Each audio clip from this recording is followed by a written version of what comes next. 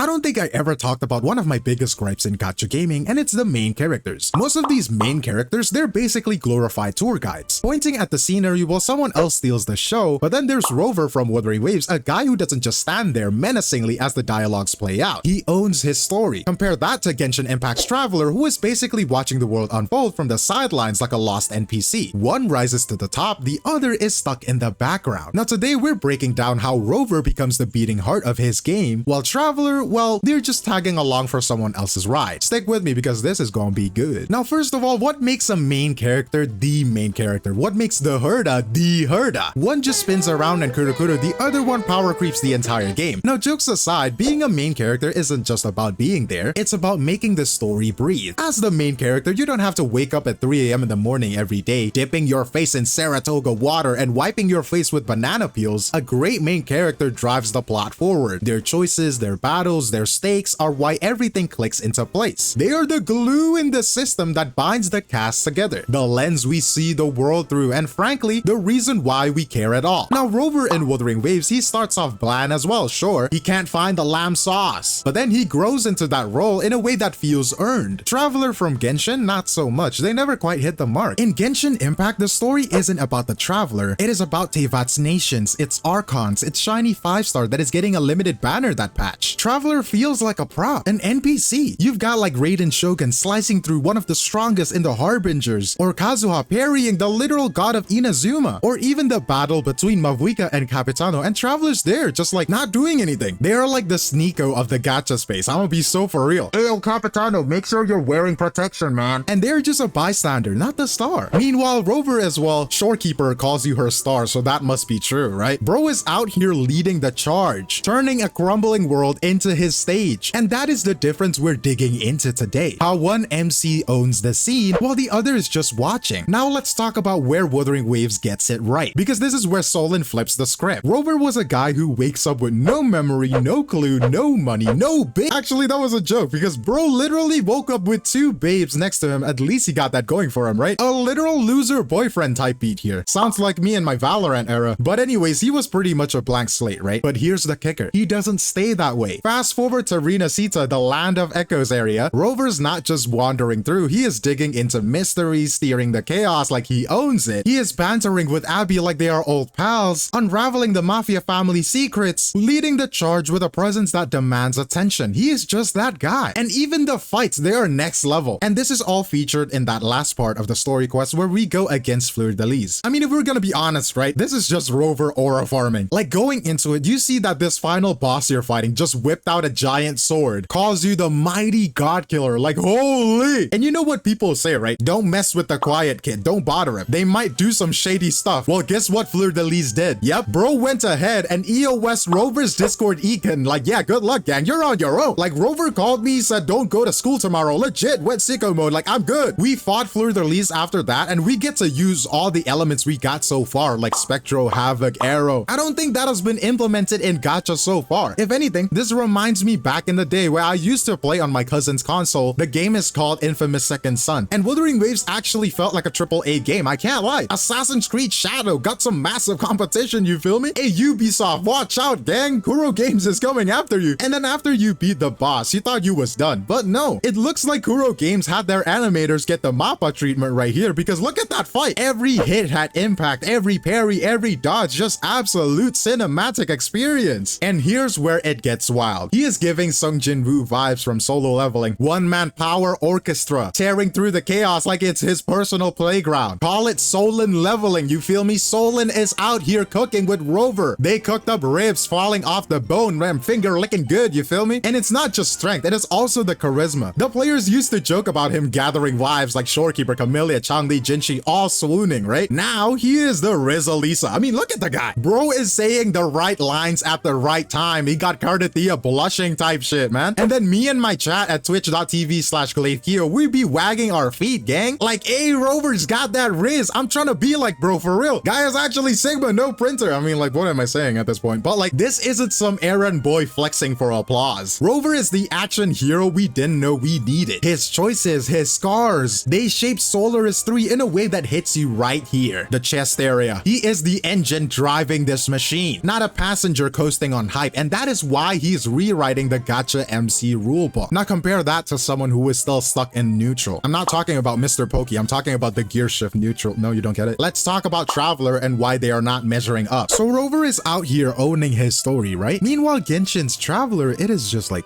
there. Look, I get it. They're on this big quest to find their sibling stranded into VAT. Sounds epic on paper, but in practice, they're a witness, not the driver. And this wasn't their story, it's everyone else's. Because every interaction, you got 𝗵𝗵 yapping away, stealing every line, while Traveler is just standing there like a statue with a dull blade. Minimal dialogue, zero personality. They have their own anime. It's called 𝗖ție𝗍𝗆 Cannot Communicate. Like, people are almost forgetting that Traveler has a voice actor. And the plot? It is all just the Archons, the 5 stars, the big players. Traveler's just an errand runner. Hey, go fetch this, Traveler. Oh, cook this for me. Fight that slime, please. They are not shaping to VAT. They are reacting to it. Take their sibling quest, right? Supposedly the heart of their journey. It has been how many years? And it still feels like a side note, buried under layers of nation hopping and primo grinding. There is no growth, no spark. They are stuck in this self-insert shell designed for us to project onto. But here's the problem. A blank slate only works if it fills in over time. Traveler doesn't. They're an NPC in their own game. I mean, sure, they got some cool outfits compared to other gachas even nowadays, but they are not the main character Genshin deserves. It is frustrating because you can feel the potential, but it is drowned out by the cast that outshines them at every turn, every patch. From launch, we got Venti, who has got the charm. We got Raiden Shogun, who got the power. Farina, the best personality and story. Even the latest one, Verisa. At least her story quest is a little bit fun to look into. And Traveler is just there putting the fries in the bag, flipping the burgers, like what are we even doing? But let's pull the curtain back on something ugly in gacha games, and this has been going for like the longest time. The self-insert trap. It's this sneaky little flaw where developers design main characters to be us. Blank slates, no voice, no edge, just a walking avatar for players to slot into. I mean, it sounds smart, right? Make the MC a mirror, let us project our fantasies and keep it broad so everyone is happy. Except it's a trap. It guts the story of any soul. They are not characters, they are placeholders, built to stand there while the real story happens around them. Now think about it. Traveler's got no real personality all this time. Silence is their gimmick, and it is not mysterious, it is empty. The game leans on 𝗵𝗆 to carry the chatter, on Archons to carry the stakes, on 5 stars to carry the hype. But why? Because Traveler is not meant to shine. They are meant to sell. They are a safe bet, a neutral shell, so we can imagine ourselves pulling the characters for the next big banner, right? It is a business move, not a story move, and it leaves them stranded, never growing, never leading, just a pair of boots running errands for Teyvat's VIPs. And that is the self-insert curse. You start vague to hook players, but then you stay vague because the death might scare off the cash flow. It is cynical, and it is why so many gacha main characters feel like they're phoning it in. Now Rover, he is the plot twist. Wuthering Waves could have played that same game, and yeah, he starts off looking like he might. No memories, dropped into chaos, a blank page. I mean, look at male Rover. That is the most self-insert character I've ever seen in my life. But here's where it gets good. He doesn't stay that way. This isn't some lazy, you are the hero cop-out. Rover's got a past that haunts him, stakes that cut deep, a fire that builds into something you can't ignore. He is not just a vessel for us. He is a guy with a mission, a spine, a voice that actually matters. When he steps into Renacita or faces down his failures, it is not about projecting us into him. It is about watching him take charge. He breaks the mold because he is allowed to be a character, not a mannequin. And that is the gut punch. Rover proves you that you don't have to sacrifice death for a gacha main character to work. He is proof that the trap is a choice, not a rule. And to be fair, self-inserting in a character that is as badass as Rover feels great. I mean, trust me, I would know. So when you line Rover up against the Traveler, it is not just a tale of 2 MCs, it is a showdown between breaking free and staying stuck. I mean, if you put them head to head, right? Because this is where the rubber meets the road. Rover rises and Traveler stagnates. I mean, first up, Rover's story is his to command. Those personal stakes, fixing the mess he left behind with a lament, they are his fuel. He is not just reacting, he is rewriting the script, carving his path through a broken world. While Traveler, they're like following someone else's playbook. Every quest in Teyvat feels like a to-do list handed over by an Archon or a chatty mascot. No real impact in Genshin Impact. They're just checking boxes, bro. And then there's the presence, right? Because Rover's got a voice that cuts through. Whether he is bantering or staring down chaos, you feel him. With Gardathia blushing and his allies hanging on his every move, he is radiating aura, gang. Earning that 𝗖cie𝗍𝗆𝗵𝗁 title, you feel me? But then Traveler's just a mute shadow. 𝗵𝗆's got the mic, and they're just just nodding along like a backup dancer who forgot the routine. And that is a funny joke because why?